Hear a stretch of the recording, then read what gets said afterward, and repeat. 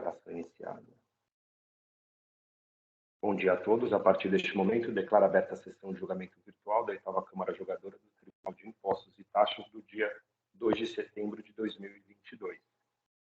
Iniciando a sessão no empate, todos confirmaram presença. Temos 2 processos e a presença de 2 patronos para a realização de sustentação oral. Seguindo a ordem da pauta, a gente tem o primeiro processo, que é relativo ao AIN 41.38.187, Três Corações Alimentos S.A. É um recurso misto de relatoria da doutora Daniela e temos a presença da doutora Renata para a realização de sustentação oral. Doutora Daniela, peço, por favor, que faça a leitura da acusação das acusações e, na sequência, a gente ouve a doutora Renata. Pode ser? Obrigado. Claro, bom dia a todos. Obrigado, doutor Samuel. Bom, auto de infração em nome de Três Corações, 4138.187, constituído por apenas uma acusação, assim descrita. Deixou de pagar ICMS no valor de R$ 11.224.737,22 no período de janeiro de 2016 a dezembro de 2016, conforme demonstrativos fiscais 1, 2, 3, 4, 5, 6 e 7, por adotar condição de contribuinte substituído, quando o correto seria a condição de contribuinte substituto, em desacordo com a cláusula 5ª do convênio ICMS 81 de 93 e artigo 264, incisos 3 e 4 do RICMES, ocasionando o pagamento de ICMS próprio e ICMS devido por substituição tributária em valores menor do que o devido. O auto de infração teve julgamento monocrático, e onde restou reduzido o auto de infração, pois a decisão singular, quando a decisão singular, o julgador monocrático acatou parte dos argumentos da defesa e julgou o auto de infração parcialmente procedente, pois considerou que o autuado se colocou corretamente na condição de substituído tributário para as operações do demonstrativo 1. Além disso, julgou procedentes os demonstrativos 2 e 3, e, por fim, acatou um novo demonstrativo de folha 5, foi uma correção desse demonstrativo, de acordo com recolhimentos antecipados apresentados pelo contribuinte, que não teriam sido reduzidos pelo AFR autuante quando do primeiro demonstrativo elaborado quando da lavratura do auto de infração. Dessa redução foi apresentado recurso de ofício por parte da Fazenda e o contribuinte apresenta recurso ordinário da parte mantida do auto de infração. Então, senhores, a questão aqui resolve-se dentro do entendimento de se configurar, de se compreender e configurar quais os montantes que podem ser considerados como reduzidos para efeito do cálculo dessa substituição tributária e a compreensão de se o contribuinte assume ou não a condição de substituto tributário para as mercadorias que comercializa, para as mercadorias objeto das operações autuadas. É um auto de infração relativamente complexo, exige uma interpretação delicada dos artigos de substituição tributária, que por si é uma matéria um tanto complexa. A patrona trouxe um memorial muito detalhado da matéria, e a representação fiscal também apresenta um recurso de ofício muito consistente, e nesse momento nós vamos ouvir as sustentações orais da patrona, e se a representação fiscal quiser se manifestar, e numa próxima sessão eu trarei o voto. Presidente, pela ordem. Obrigado, doutora Daniela. Só para informar os colegas, doutora Renata, que já está no processo dos memoriais, já conseguiram subir. Perfeito. Então, a doutora Renata pode falar, pode iniciar, por favor. Obrigada. Bom dia a todos e todas.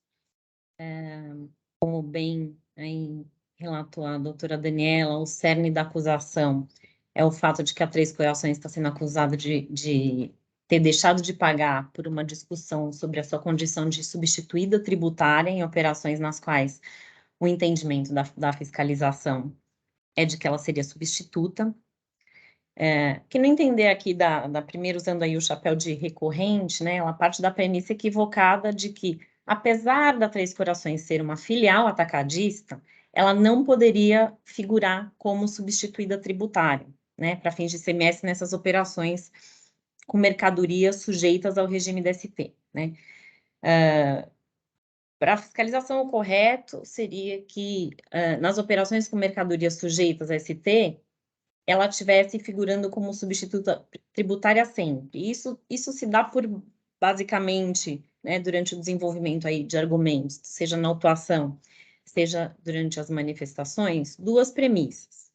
A primeira, que parece para a recorrente mais equivocada, é que todos os estabelecimentos de uma empresa ou de um grupo econômico que fabrica ou importa produtos sujeitos ao ST, inclusive aqueles que são estabelecimentos comerciais, devem figurar como substitutos tributários, como que uma equiparação a fabricante desses estabelecimentos comerciais.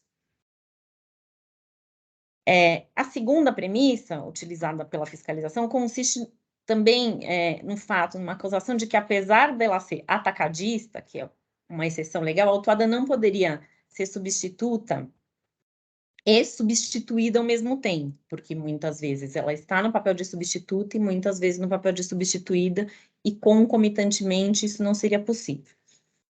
Embora, em relação aos mesmos tipos de mercadorias, né? Então, haveria uma exceção, quando se estivesse tratando dos mesmos tipos de mercadoria, não poderia exercer esse papel. Embora essa realmente seja uma regra em matéria de ST, o que foi ignorado, o que parece a recorrente foi ignorado, é que no caso dos atacadistas, a legislação do Estado de São Paulo, ela traz uma exceção a esses estabelecimentos, que está prevista no 426A, parágrafo 6º, item 1 do regulamento do ICMS.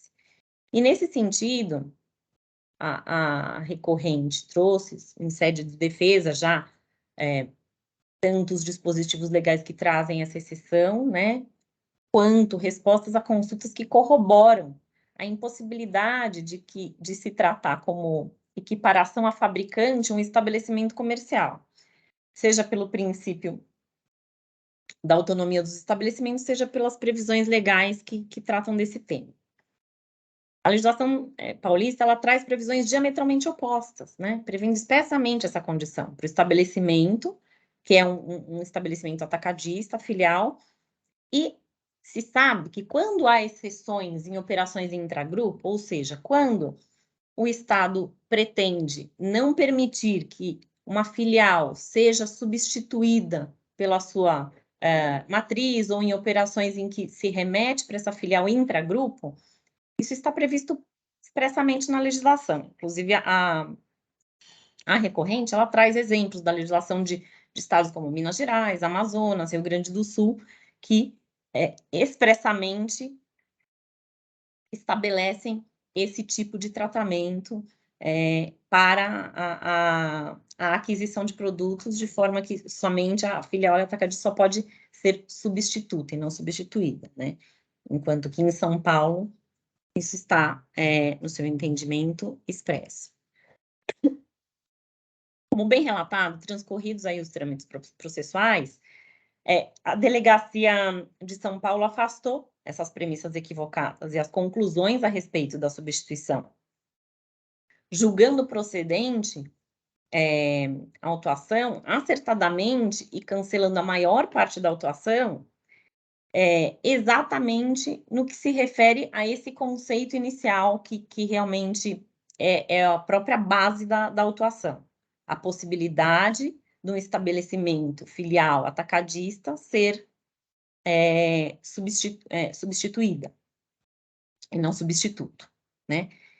Primeiro, por entender que o princípio da autonomia dos estabelecimentos, ele garante, né, à empresa a possibilidade de autuar como substituída das mercadorias que ela comercializa, e que realmente não há respaldo na legislação que corrobore as conclusões né, do autor do feito no que diz respeito a essa presunção de que ela só pode atuar como substituta.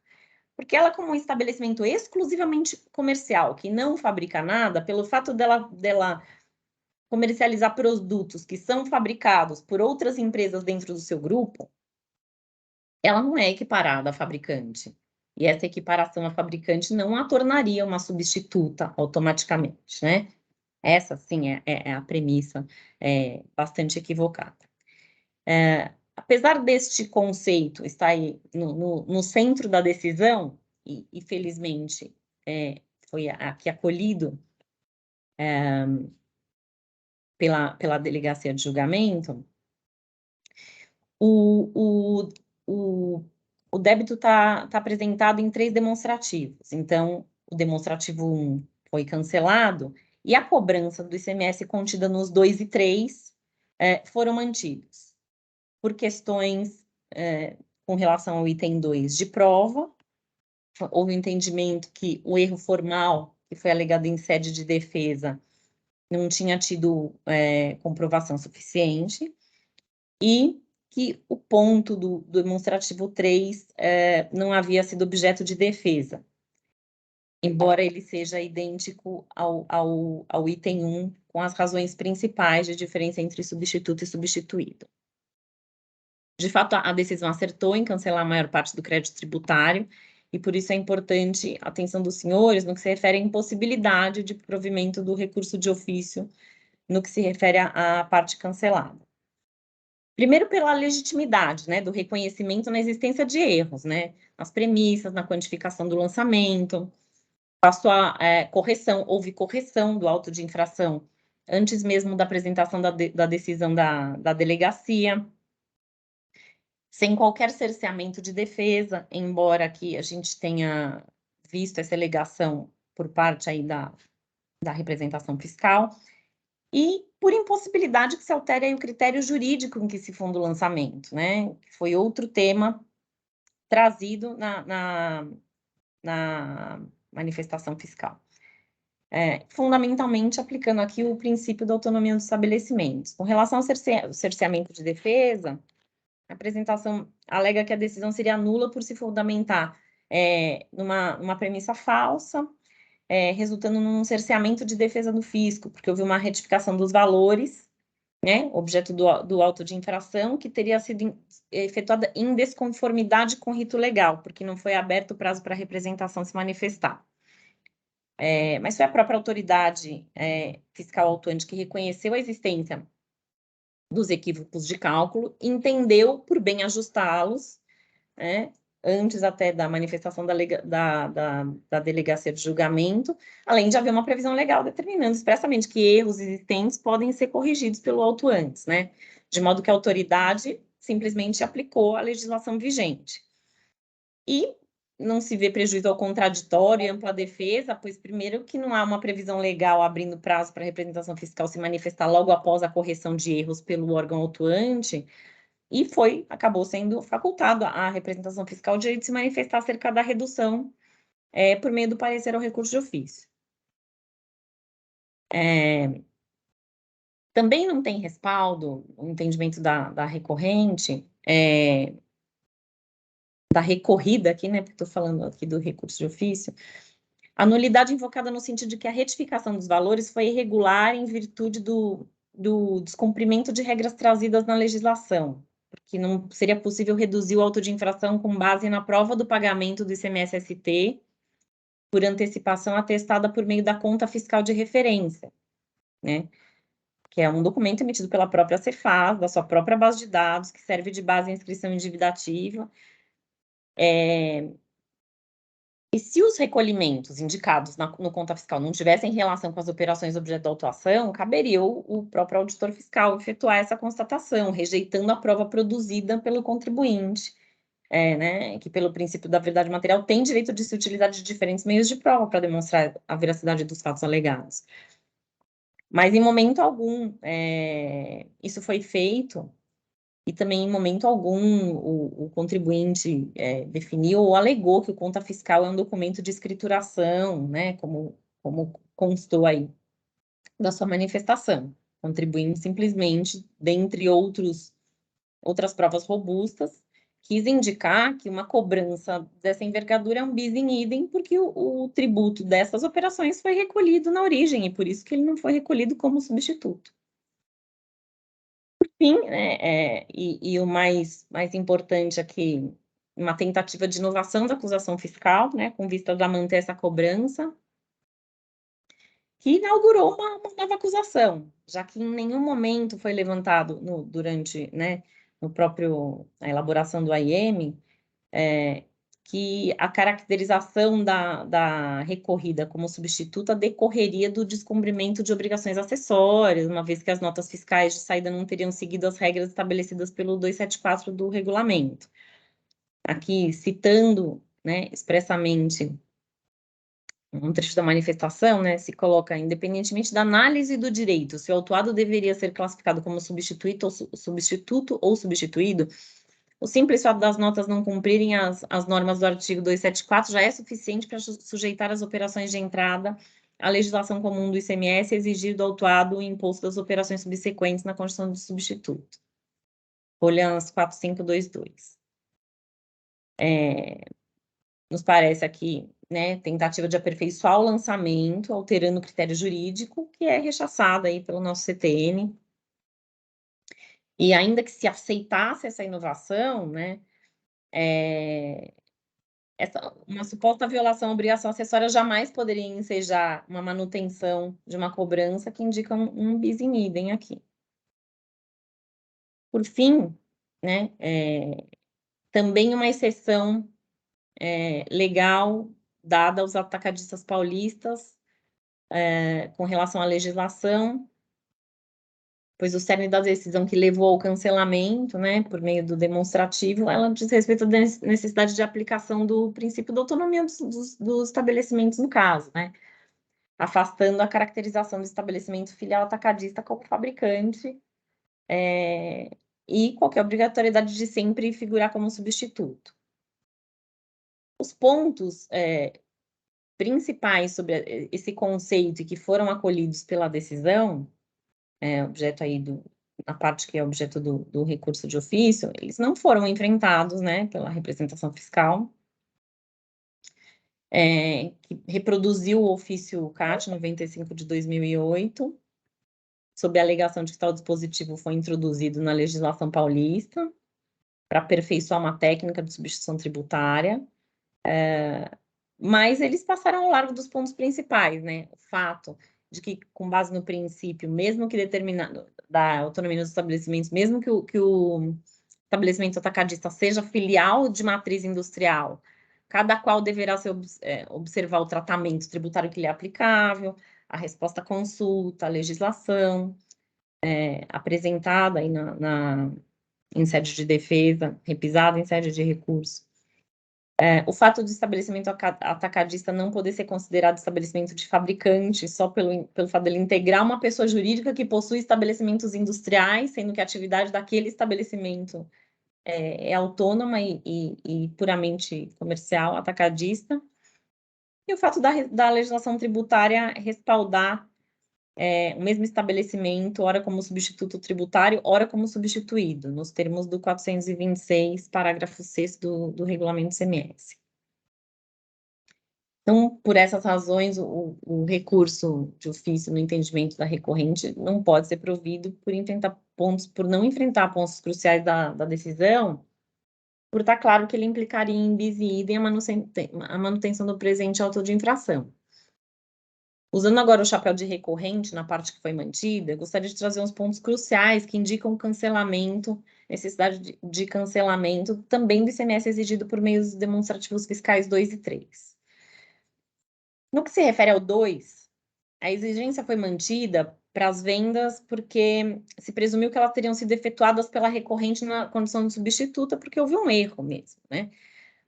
Houve um erro formal do CFOP, que foi utilizado o CFOP 5403, né, referente à venda de mercadoria sujeita ao regime de substituição tributária, na condição de contribuinte substituto.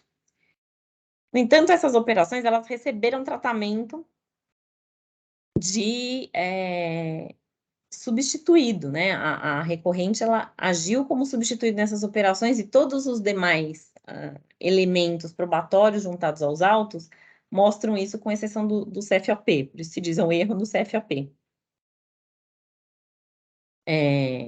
Quando deveria ter utilizado o CFOP de substituído. Então, há uma efetiva existência de um controle segregado, né, da empresa. das suas operações como substituto, das suas operações como substituído e um vasto conjunto probatório, né? Para citar alguns dos que estão, né? O código CST da operação 60 é utilizado nas notas fiscais compreendidas pelo demonstrativo 2, ele está correto, ele é próprio das operações com ICMS cobrado antecipadamente por ST. A conta fiscal, né? O tal DOC 1 do recurso ordinário, os comprovantes de pagamento das GARES, de 2016, mostram os recolhimentos de ST, a título de antecipação em operações, em que a recorrente figurava como substituída, exatamente nos termos do 426A. Planilhas de controle de apuração do ICMS-ST, do estabelecimento autuado, referente ao exercício de 2016, DOC 2. Os comprovantes de pagamento de guia, GNRE, referente ao exercício de 2016, comprovam o recolhimento do ST por parte dos remetentes em operações acobertadas por protocolos em São Paulo, estado de origem. Enfim, robustos elementos probatórios que indicam a regularidade das operações da recorrente, né? Também no que se refere a esse demonstrativo 2. E por essa razão a recorrente aqui entende que também com relação ao item 2 que foi mantido, deveria haver cancelamento do auto de infração. Por fim, com relação ao demonstrativo 3, né, ele trata de bonificações de mercadorias. Então, são notas fiscais de saída em bonificação listadas no demonstrativo 3, que tem o CFAP 5910. Então, a decisão, ela trata como se houvesse ausência de defesa com relação a esse item, mas, na verdade, a recorrente fundamentou sua defesa referente a esse ponto, com o conceito da defesa no sentido de que ela pode ser substituta em várias operações, inclusive nessa, que é uma operação de saída normal. E, independentemente do próprio lançamento ter segregado em demonstrativos separados, não houve ausência de defesa.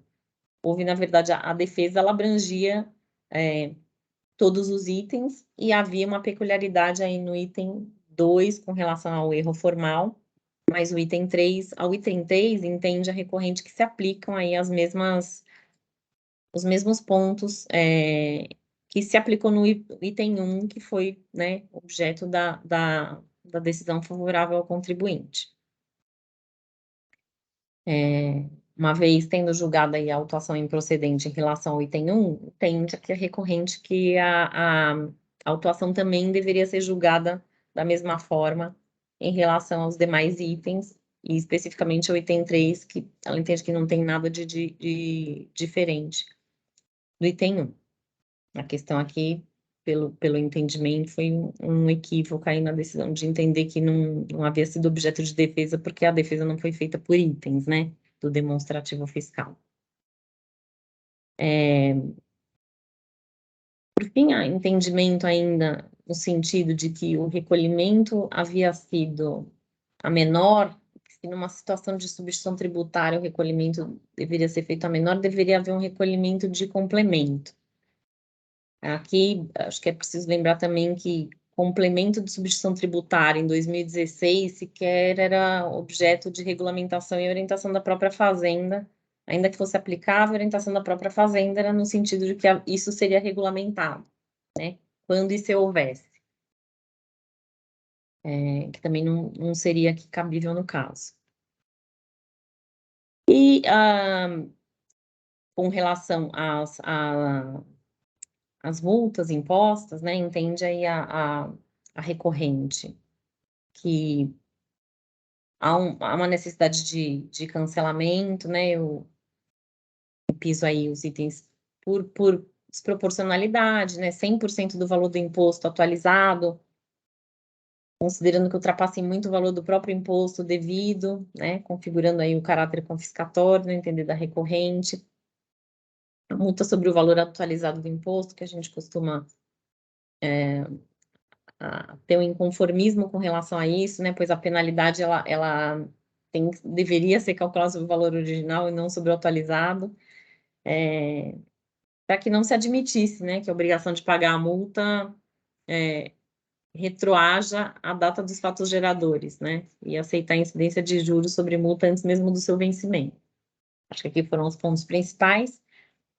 e, claro, a limitação dessa taxa de juros à Selic, né, conforme já entendimento desse Tribunal de Impostos e Taxas. Então, pelo que se coloca aqui, entende a recorrente e recorrida, que deve ser mantida a decisão na parte em que acertadamente ela cancela aí as cobranças de ICMS, e reformada na parte recorrida para cancelar a totalidade da exigência com relação aos itens 2 e 3. Eram essas aqui as minhas razões, me coloco aqui à disposição dos senhores. Muito obrigada. Perfeito, obrigado, doutora Renata, parabéns pela sustentação oral. E a doutora Daniela já se manifestou dizendo que não trouxe voto, né? Gostaria de ouvir, dada a complexidade do caso. Alguém tem algum pedido de esclarecimento? Eu gostaria, doutor Samuel, de abrir a palavra à representação fiscal, uma vez que temos recurso de ofício. Perfeito. E o agora recurso de ofício tem uma questão complexa, que é Eu me vi agora que a doutora Luciana tinha levantado a mão. Desculpa, doutora Luciana. Pode iniciar, por favor. Obrigada, doutor Samuel. Na verdade, nesse momento, a princípio, eu queria só prestar um esclarecimento em relação ao pedido da representação de nulidade da decisão recorrida, pelo seguinte: o que houve o fiscal, após a defesa, em sede de manifestação fiscal, ele concordou com alguns argumentos em relação a recolhimentos que haviam sido efetuados e apresentou um novo demonstrativo. Entretanto, não houve retificação do auto de infração, não houve formalmente uma retificação do auto de infração. Mesmo porque, nesse momento, após a apresentação da defesa, o fiscal não poderia, por si só, decidir por fazer essa retificação. Para que houvesse a retificação do auto de infração, precisaria que houvesse a determinação do julgador de primeira instância determinando essa retificação. O quando ele fez essa retificação, concordou, e na manifestação fiscal dele com essa redução, ele apresentou esse novo demonstrativo 5, que seria uma espécie de proposta de demonstrativo que seria vigente caso isso fosse acatado pelo julgador. Mas esse entendimento e esse novo demonstrativo que foi apresentado, ele precisaria primeiramente ser acatado pelo julgador. O julgador interpretou equivocadamente essa concordância do fiscal e esse demonstrativo apresentado como um termo de retificação, e com isso, em vez de decidir pelo acolhimento desse novo demonstrativo, ele efetuou uma diligência abrindo prazo para que o contribuinte fizesse o recolhimento com base nesse novo demonstrativo, com os descontos previstos na legislação. Então, veja que esse demonstrativo ele acabou sendo acatado sem que houvesse uma decisão que efetivamente o acatasse e sem que houvesse a manifestação fiscal a respeito disso. A manifestação da representação fiscal a respeito disso. Bom, caso o contribuinte tivesse feito esse recolhimento, esse cerceamento de defesa da representação fiscal teria ficado mais evidente, porque esse recolhimento teria sido ocorrido sem que pudéssemos contraditar esse novo demonstrativo que foi apresentado pelo fiscal. Mas esse recolhimento não foi feito, o processo retornou à unidade de julgamento, e quando o processo retornou à unidade de julgamento, a nova decisão que foi proferida, ela já partiu do princípio de que essa retificação ela seria um fato dentro do processo. E tanto que quando ele vai passar a decisão, ele fala que, pelo auto de infração, a contribuinte é acusada de deixar de pagar o ICMS no valor de tanto, conforme o demonstrativo 5 em sua versão retificada. Mas em nenhum momento na decisão, em nenhum momento houve uma decisão que acolhesse esse demonstrativo 5, e ele já foi tomado por base como se ele fosse o demonstrativo do auto de infração. Então, é esse o erro de fato da decisão que a representação fiscal aponta, que a decisão que foi proferida, ela toma como definitivo um demonstrativo que não é. Ele é apenas uma proposta apresentada pelo fiscal na manifestação fiscal. E por essa razão foi pedida a nulidade da decisão de primeira instância. Eu só queria esclarecer bem essa circunstância em relação ao pedido de nulidade da decisão de primeira instância, porque aparentemente foi um equívoco bastante claro o julgador ele ter tomado essa proposta do fiscal como se fosse um termo de retificação, que não era. E é esse aspecto principalmente que eu queria me manifestar nesse momento. Obrigada. Obrigado, doutora Luciana. Doutora Daniela, algum esclarecimento? Não, doutor Samuel, ficou muito claro o posicionamento da representação fiscal, bem como da autuada. Acho que foram muito esclarecedoras as falas. E as questões que eu tinha foram esclarecidas com... Eu havia elaborado aqui algumas questões, mas os posicionamentos colocados já esclareceram as questões que eu gostaria de fazer à patrona. Obrigada.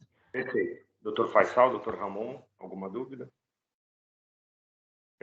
Doutor Ramon. Na verdade, eu disse não. Aqui a câmera está meio lenta. Obrigado, presidente. Perfeito. Bom, então, o processo sai da pauta para a doutora Daniela formular o voto e Aliás, volta só para uma próxima. um ponto que eu gostaria de esclarecer para os colegas, que acho que eu não falei quando fiz o relatório breve da infração. O fiscal usou uma técnica diferente nessa autuação. Ele lavrou como um item só e 5 ou 6 demonstrativos. Nessas situações, habitualmente, veríamos, aí cada demonstrativo é um CFOP ou uma situação. E, de fato, habitualmente, tanto que o provimento foi dado em relação aos demonstrativos e não aos itens da autuação. Nessas situações, tradicionalmente, ainda que seja a mesma acusação, costuma-se ver o auto de infração vir lavrado como item 1, aí descreve a acusação, e aí a especificidade daquele demonstrativo 1, e aí item 2. Então, por isso que a patrona se defende de acordo com os demonstrativos. Mas foi a técnica de lavatura que foi diferente. De fato, cada demonstrativo traz uma situação peculiar daquelas notas fiscais. Tá? Só para esclarecer esse ponto, que acho que eu resumi aqui o meu relatório e não esclareci, e aí talvez tenha criado alguma dificuldade na interpretação aí até dos memoriais. Entendido. Obrigado, doutora Daniela. Então, o processo sai da pauta para a doutora Daniela formular o voto e volta para uma próxima sessão. E, doutora Renata? Perfeito, então. Obrigado pela participação. Então, encerrando os debates e devolvendo o processo para a doutora Daniela. Obrigada, doutor Samuel. Doutora Renata, o processo volta com a maior brevidade possível. Muito obrigada, doutores. Bom dia a todos. Obrigado, bom dia.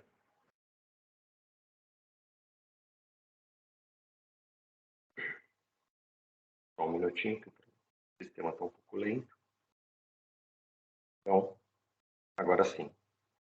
O AIN 41.38.187, autuado Três Corações Alimentos S.A., processo devolvido para a doutora Daniela.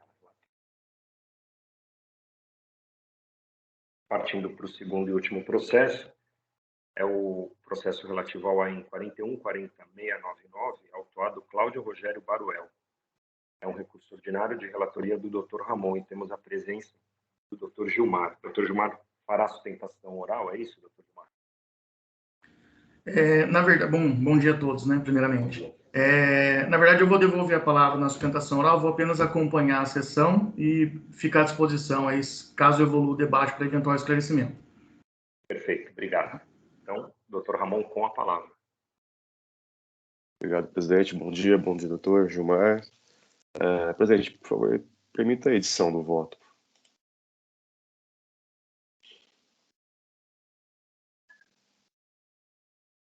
Vou lançá-lo aqui com antecedência e que eles poderiam acompanhar.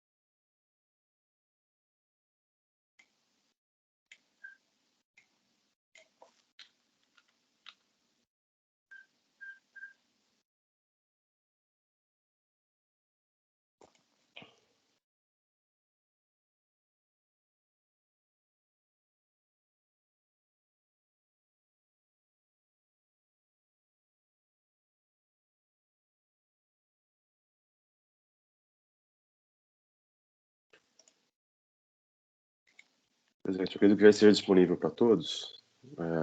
Trata-se de um auto de infração com duas acusações. A primeira delas referente à falta de emissão de documentos fiscais no período de janeiro de 2020 ao agosto de 2020, por ter o contribuinte dado entradas em mercadorias, na sua grande maioria ovos in natura, também pescados, sem a respectiva saída ou documentação da saída dos produtos. Foi feito levantamento fiscal e apurou-se R$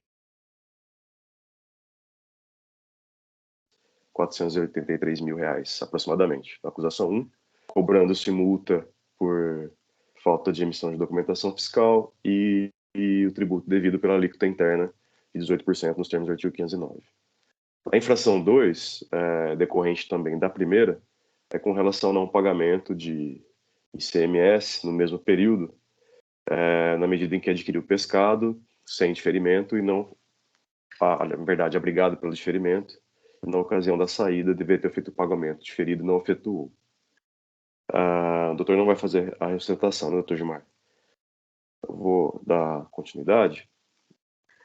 Basicamente, colegas, as questões controvertidas no processo se dizem primeiro uma questão antecedente, o contribuinte levanta com relação a um erro de acusação, na medida em que quase a totalidade das mercadorias vendidas, ovos in natura, estaria abrangida por uma norma de isenção, e a fiscalização atribuiu a cobrança de tributo no item 1 sob a alíquota de 18%. Como vocês podem ver, a acusação 1 fala de infrações relativas a documentos fiscais e impressos fiscais, e a capitulação está no artigo 85.4a, né? Embora no DDF e na manifestação fiscal se aponte a falta de pagamento de ICMS.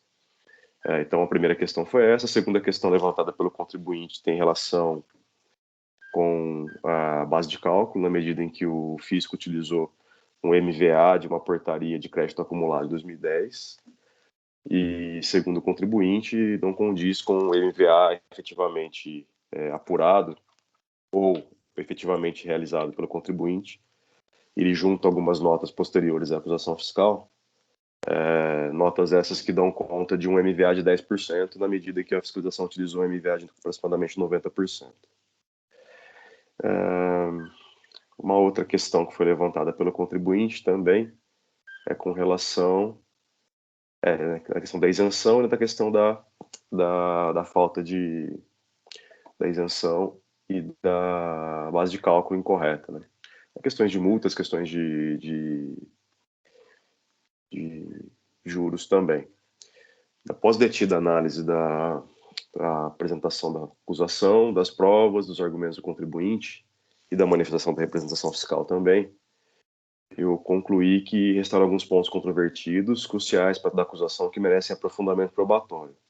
Notadamente, a inclusão das operações omitidas ao fisco em hipótese de isenção tributária, bem como a base de cálculo para apuração de multa por descumprimento de dever instrumental e, eventualmente, tributo devido. Nesse sentido, com fundamento nos artigos 25 e parágrafos da Lei 13.457 e 39, inciso 3, combinado com o artigo 90 do Decreto 54.486, eu estou propondo o encaminhamento do presente processo em diligência para que o contribuinte autuado no prazo de 60 dias e tenha apresente relatório das vendas nos meses de setembro de 2020 a setembro de 2021, acompanhado da totalidade dos documentos fiscais, no qual demonstre a margem de valor agregado alegada em suas peças defensivas e recursais para vendas de ovos in natura, bem como os destinatários de suas vendas. Após a apresentação das informações, encaminhe-se presente ao auditor fiscal da Receita Estadual para manifestação quanto aos documentos juntados pelo contribuinte diligenciado, permitindo-se a juntada, além de informações, também de documentos complementares ao objeto desta diligência. Considerando a proposta de diligência, julgo prejudicada a análise do mérito do recurso apresentado para o presente momento. É como eu voto, presidente, um esclarecimento que eu esqueci de fazer. Houve confissão e parcelamento do item 2, porém não pagamento, conforme constou de atestado da fiscalização nos autos. Então, eu estou propondo uma diligência ao contribuinte para que seja esclarecida essa questão da isenção, bem como da base de cálculo que foi utilizada pela fiscalização para a multa e para o tributo cobrado no item 1. Como eu voto. Obrigado. Perfeito. Parabenizo pelo voto, doutor Ramon, e entendo justamente que é para comprovar a alegação aqui das operações praticadas pelo contribuinte, dada a alegação no recurso ordinário. Sim, há indícios razoáveis de que a mercadoria estaria, sim, de fato, prevista em norma de isenção, porém, na medida em que o contribuinte não documentou as operações em documentos fiscais idôneos, ou em nenhum documento, na verdade, porque foi até solicitado que apresentasse o comprovante dos pagamentos, mas houve uma alegação de pagamento em dinheiro, enfim. Não há prova documental contemporânea de que essas mercadorias foram destinadas a consumidor final e não industrialização. Porém, o KNAI do contribuinte dá indicativo de que ele revende exclusivamente para consumidores finais. Então, essa dúvida, no meu sentido, deve ser sanada. E uma outra questão também que ficou para mim bastante confusa é a questão da acusação do item 1, na medida em que no levantamento fiscal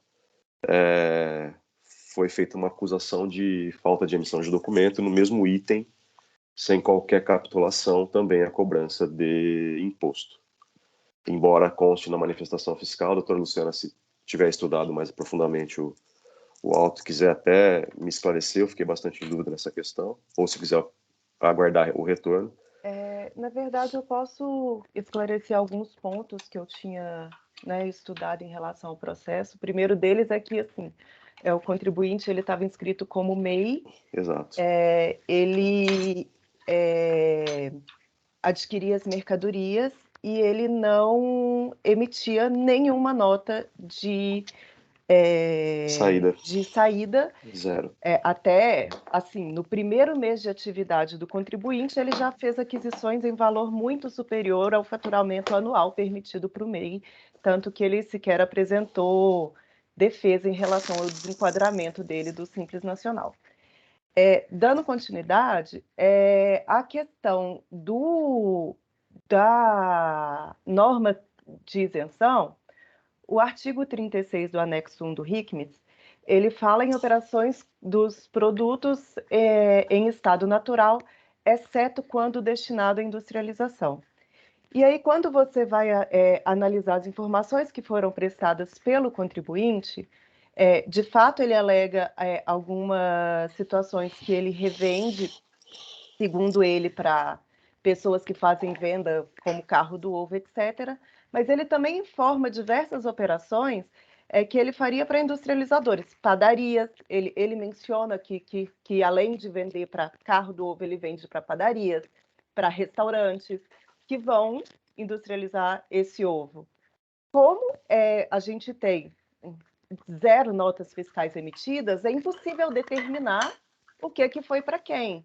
Então, a norma de isenção, se o contribuinte quer fazer uso da norma de isenção, emita as notas fiscais, demonstrando que ele, de fato, faz jus a essa isenção, né?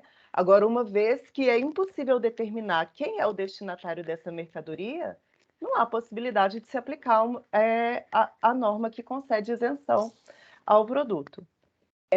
Da mesma forma, em relação ao item da margem de valor que ele apresentou, eu entendo que, apesar do fiscal ter se utilizado de uma norma antiga, ele tentou buscar alguma coisa objetiva, porque o contribuinte ele apresentou uma nota fiscal em relação a um produto. O máximo que ele apresentou foram 3 notas fiscais em relação ao mesmo produto, emitidas logo após o início da operação fiscal, para supostamente demonstrar uma margem de ganho irrisória.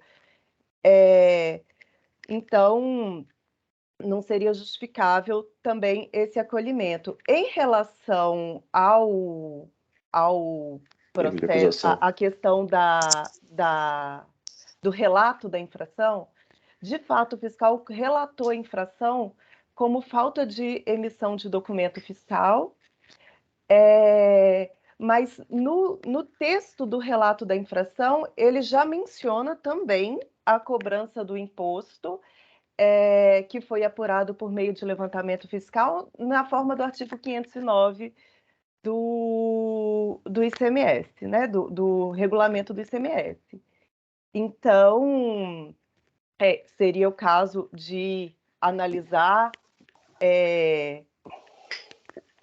a questão da discussão em relação à multa aplicável, mas o relato da infração deixa claro a cobrança do ICMS em relação a isso, apurado por meio de levantamento fiscal com base no 509. Então, eu entendo que a cobrança do imposto ela está, sim, relatada e fundamentada no relato da autuação. Eu não vou adiantar meu voto aqui, mas eu fiquei bastante, assim como o contribuinte, bastante confuso, porque na manifestação fiscal também permanece essa dúvida com relação à cobrança ou não do auto de infração do imposto no item 1, que foi capitulado exclusivamente como auto de emissão de documentos fiscais. No item 17, se eu não me engano, da manifestação fiscal, ele relata as infrações cometidas e não relata a falta de pagamento de imposto.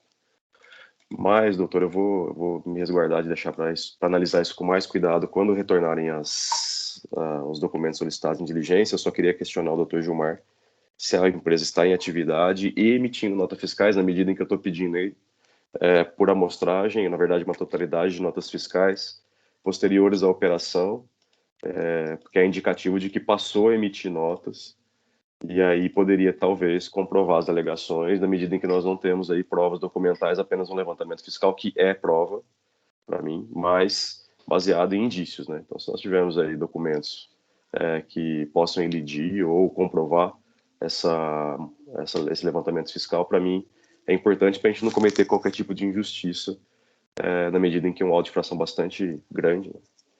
Quase 6 milhões de reais. Dr. Gilmar, sabe informar se o contribuinte está em atividade? Hoje o contribuinte não está mais em atividade, porque, de fato, a autuação acabou derrubando o contribuinte, porque uma vez que ele foi desenquadrado do Simples por 3 anos, ele não conseguiria ficar no lucro presumido, nem nada, então o contribuinte preferiu encerrar as atividades. Isso atualmente, mas acredito que no período que o Dr. Ramon está solicitando, que é de setembro de 2020 a setembro de 2021, né? Exato. Ainda nesse período, salvo engano, o contribuinte operou, mas não conseguiu sustentar e atualmente não está operando. Mas nesse período aí, salvo engano, ele estava em atividade. Creio que a gente consiga apresentar a documentação, sim.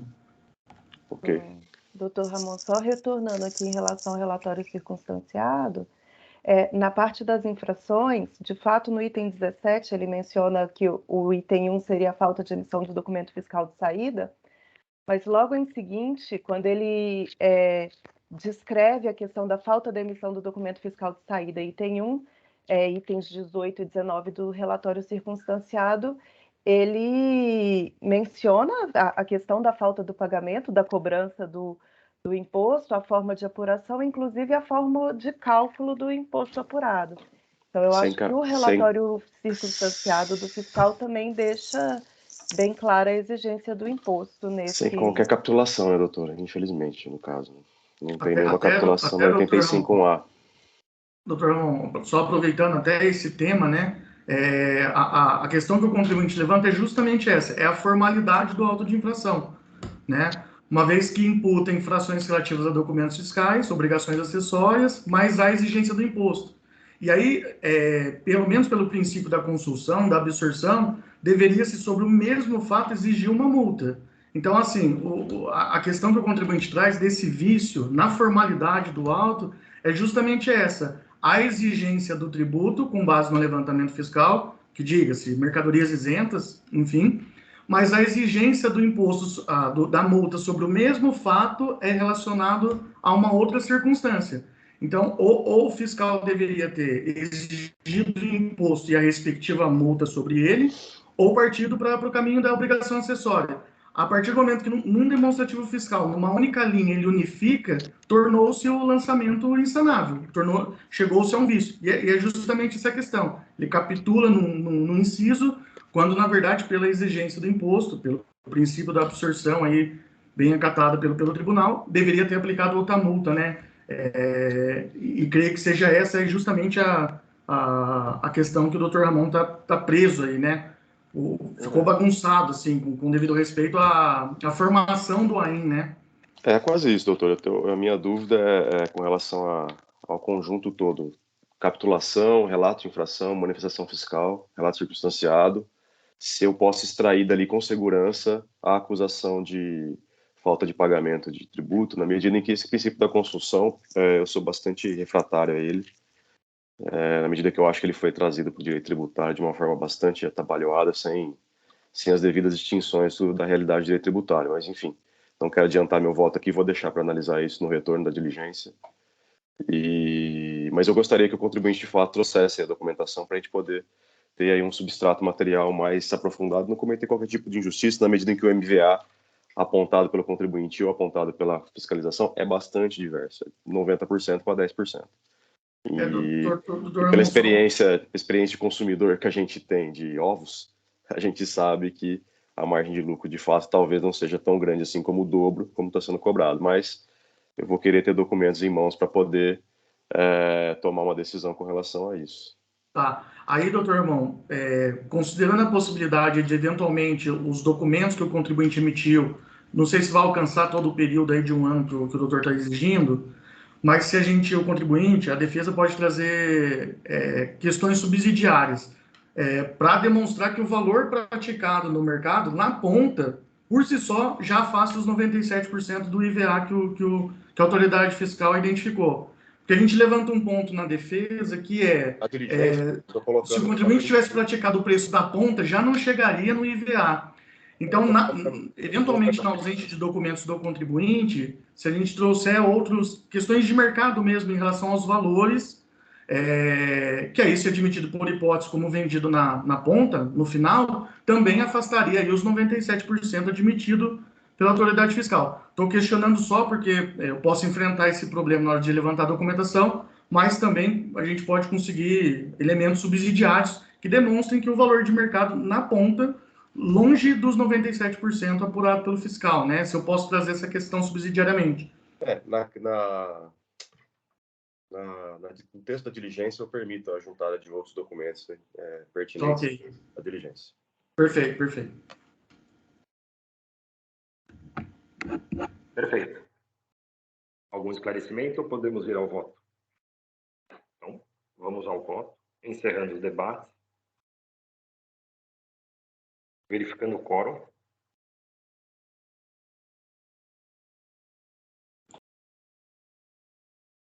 Todos confirmaram presença.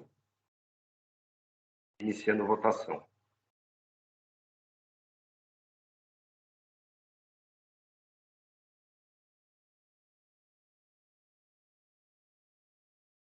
Todos votaram por unanimidade, então converteu o julgamento em diligência nos termos do voto do relator, Dr. Ramon.